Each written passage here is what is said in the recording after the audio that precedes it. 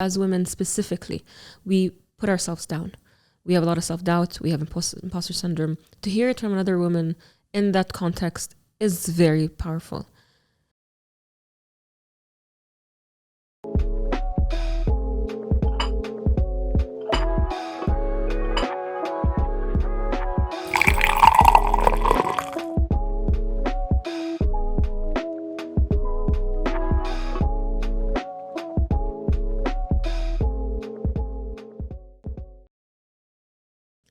Hi fam, welcome to another episode of Bidun Sukkar, where talks are unfiltered and not sugar-coated. Today it's just me. I know you missed me. I went through a very interesting experience that I want to take you through, and it's story time. Let me give you a disclaimer because I know I'll get criticized a lot because I'm the kind of girl who will be in a place and ask you what's your star sign, okay? And people give me really weird looks when I do that. It's just for fun and it adds a dimension. So based on that, I also believe in energies. I also believe in there's more than we know and there's more than that we don't know. As in there's merit in ancient medicine, ancient approaches, your chakras, your Chinese medicine, whatever it is you want to call it. I believe something is there and I don't dismiss it. And when it comes to healing and finding solutions and finding answers, I will check into everything. And I think being from this region really has an impact because we believe in jinn, we believe in parallel universes, we believe in all of that. So guys, cut me some slack, okay? Before I start. So a couple of months ago, I was going through a rough time and I feel like I had a wall. To an extent, when I was in my therapy session, and as you guys know, I've been doing it for a while and I've been doing a lot of unlearning and all the works. I felt like I wasn't moving forward and things that still bother me. And to an extent, my therapist was like, I think you need to see a psychiatrist who can prescribe you medicine to remove the edge off. It pissed me off. I've done the medication before. I don't want to do it. I don't think it's a solution. And FYI, there's a new study that showed there's no connection between depression and antidepressants. So I'm glad I didn't do that.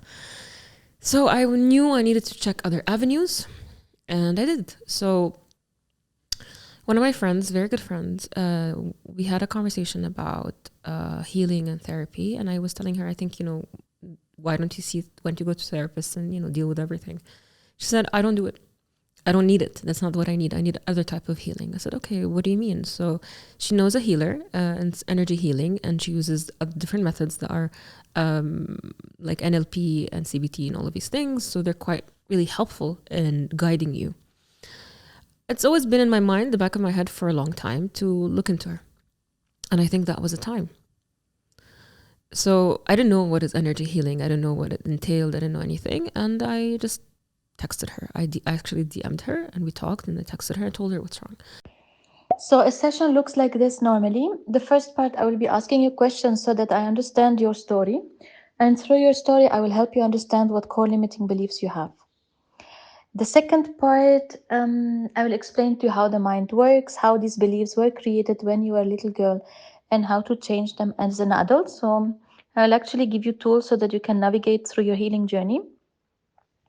And the third part in the session is under hypnosis, which is a meditative state, with the combination of other modalities like NLP, metaphor therapy, and intuitive healing. I'll take you to your own subconscious mind, help you find the core limiting beliefs you're ready to work on right now that are associated with what you're going through. Then we will do some inner child work with your inner child, with the little you, and also energy work called energetic cord cutting with your father or mother. We will see who is popping up in your story and who was involved in creating the core limiting beliefs that you are ready to work on right now. After the session, I will be giving you homeworks that will help you in a structured way, creating the new beliefs that can create a shift that you desire. If you have any other questions, just let me know. I told her, I feel like my mind is hostile. I feel like I wasn't letting people in, including Ahmed, my husband, and I wasn't feeling my feelings. I don't know if you know what that means. I felt like I can see them. I can feel their impact, but I couldn't feel them. I couldn't, there was just a block, a mental block, an emotional block. I was angry. I felt like I losing control. I felt like I needed to control people or things. I knew something was wrong. I told her that. She was like, oh, it's your stomach chakra. I don't know the real name for it, technical name for it. So I was like, I don't know what that means, but I will believe you. She's like, it's overworked. And I looked it up a little bit and look up the chakras and what they mean and when they don't work. And her session was 2 hours long. The first hour is about getting to know you. And she said, we have to understand what convictions you believed when you were a child. We have to know who are you dealing with and who do you need to cut cords with, whether it's your mom or your dad, which I found very interesting. You want more empathy from him, but you don't have it enough for yourself also. Yeah. So this, oversensitivity towards yourself, you're also blocking. Yep. Or sitting with Razan and telling her, listen, you're tired, I understand, and it's fine, and you're incapable, and it's fine. You also don't do this because you beat yourself up. Yeah. So how do you expect others to treat you in a very soft way? It's not possible. And most probably you have a very strong dominant masculine energy because you had to, but we will check why you don't allow. What are you protecting yourself from? Okay, we will find out what's the reason. And it's hypnosis. And I was like, okay, fine. And I never done that. So we finally met. I mean, it was a virtual call. It was a Zoom call. We finally did it. And she is based in Berlin. She's Arab, which was always, always helpful for me. And she started asking me questions about me, how, my upbringing, what I went through, my age, my star sign, my husband's star sign, and a lot of things that I grew to believe, and a lot of things that I mentioned. And I think one thing that I mentioned, that growing up as a big person, I always felt like I had no room, or I was taking too much room, too much space.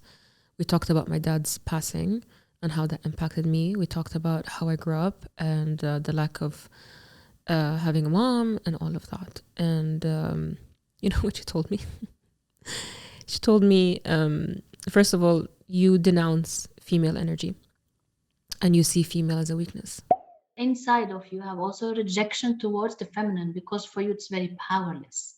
Yes, for me, anything powerless, anything, and everything I did is to get out of that, to have independence and power and money and all of that, because I saw, for me, being maybe a stereotypical female is quite a weakness. Treating your brother differently also, you got even more a validation that being a female is very limiting. And that was a light bulb moment, because if you know me, you know I'm a big feminist and I stand up for anything female. And that made sense. Everything I've done, everything I've been doing is about not being seen as a weak female.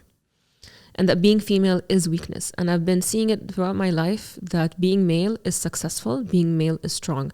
Whether it was how my parents treated my brother and I differently, how the world treated men differently, how I've seen so much weakness in my family of being dependent on men, and how they were how their rights and how their success was taken away from them.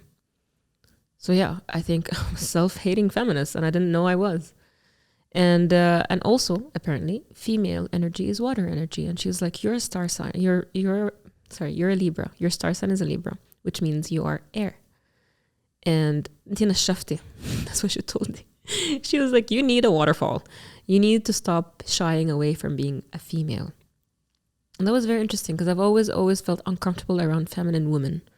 I felt I was too big, too masculine. I had a lot of masculine energy, too different, and it made me uncomfortable being female. I was one of those girls. I was like, I'm not like other girls, which is wrong to say. It's misogyny at best, you know.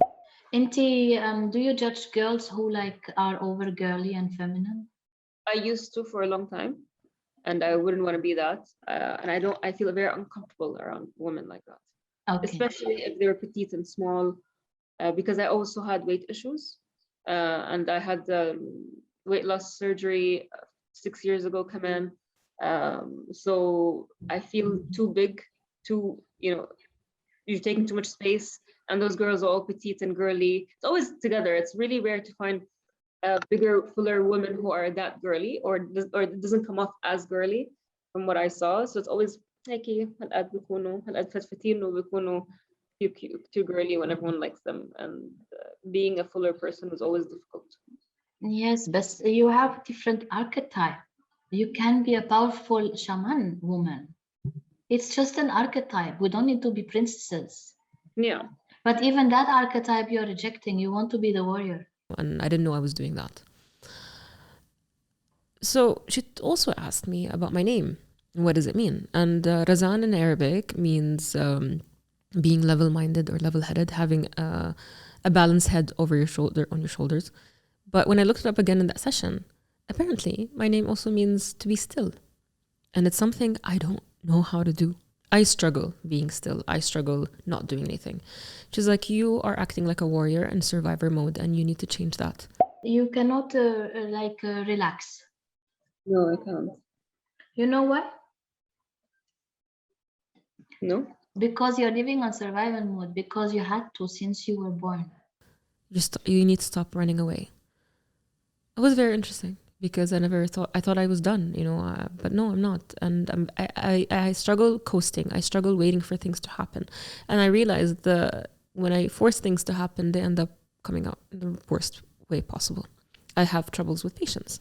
And then we moved to hypnosis, which was very weird. And she told me, listen, it's not like the movies where, you don't remember anything and you're in complete, where people control your thoughts and you don't remember what happened. It was not like that. I was laying down and she took me through a journey, and I was like, my mind, I was aware. I was there. My mind, my eyes were closed. I was there. I was very present. She would tell me, there are stairs, go downstairs. I was like, what stairs? But apparently there were stairs. I was just speaking. I was like, yeah, there are stairs. I went down. She's like, let me know when you reach the bottom. And I did reach the bottom, apparently. I have no idea how I did, but I did reach the bottom. You will go down now, step by step, slowly, deeper, down the staircase towards the basement. Don't forget, this is an inner journey inside of you. You're not going anywhere. Deeper, down, step by step. When you reach, you let me know. And open the door, find this, find that. And, so we deal with your inner child. And apparently the person I had to cut cords with, which I found very surprising, was my father. I think I found, I didn't know that because usually the person who I thought I would cut cords with would be my mother, because of everything you've seen. I hope you've seen my interview with her and the impact of not having her in my life, but also apparently my dad had a lot. She's like, listen, you have to make peace with it. You have to make peace with your father. So what you visualize is different rooms, different energies, and the way she speaks to you or spoke to me, it was very powerful. And I remember she was like, did you see a door? I said, yes. I was like, it's very far. She's like, does it mean you have to bend down and get to it? I was like, yes.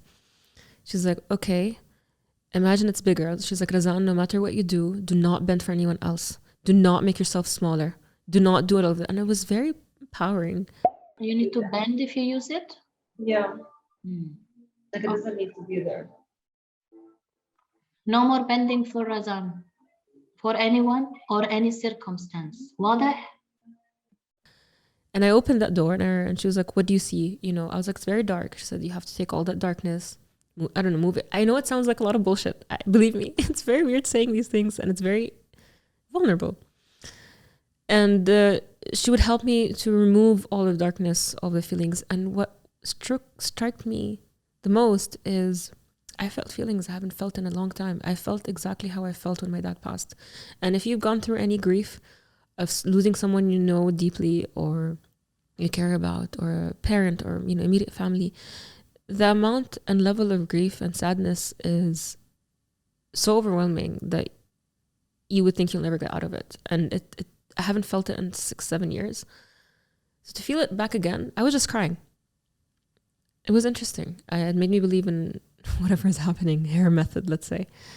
And then I meet my inner child, I meet my father, and we have to say a lot of things about forgiving them, loving them, understanding the things that they had to do, which a lot of our parents require our forgiveness. So that lasted for a good half hour, and she told me, you have cats as well. You chose cats, and cats are healers. And the entire time my cat was on my stomach. And just he never left me, and he stayed present. She said, I said, but I love all animals. She said, yes, but you chose cats. You chose your name. You chose all of these decisions. You made all these decisions. So that she gave me a lot of power of the decisions I made. But also the bigger context here is the convictions that we made throughout our life. So in her approach, and I think it is scientifically backed, that before the age of 7, there's no filter between your conscious and subconscious. Whatever you believed and your subconscious goes to your conscious, and you form those beliefs. So we had to go and tackle, understand what beliefs I made about myself and remove that and unmake them, if you want to say, or just break them. She said everyone operates on these beliefs where they made before the age of 7. This is your mind, not your brain. In the mind, we have the conscious and the subconscious. Everybody knows. The conscious is only 8%. The rest is subconscious. Between the conscious and the subconscious, we have a filter that is only complete when we are 7 years old. What does this small, tiny space do, the conscious mind? It's a big Harry Potter library. Everything we experience through our senses during the day creates a file. File is downloaded to the conscious mind, or as a nice experience, or as a shitty one. Anything you have experienced repetitively, the same experience over and over and over again, from 0 to 7, has created your main beliefs about life. The main ones. So what I believe at the age of 43, what is right and wrong, what is beautiful or ugly, is the belief of Sarah when she was 7 years old. Which means we all think we are adult and mature and we know everything. It's all bullshit. We are all witnessing and experiencing and filtering and reacting in life with the programs and beliefs and eyes of 7-year-old kids, including your father, your mother, your brother, everyone. And I'm not sure if we talked about it before. My parents divorced when I was 5. So I made a lot of beliefs about myself, that I wasn't worthy, that I wasn't loved, that I was abandoned.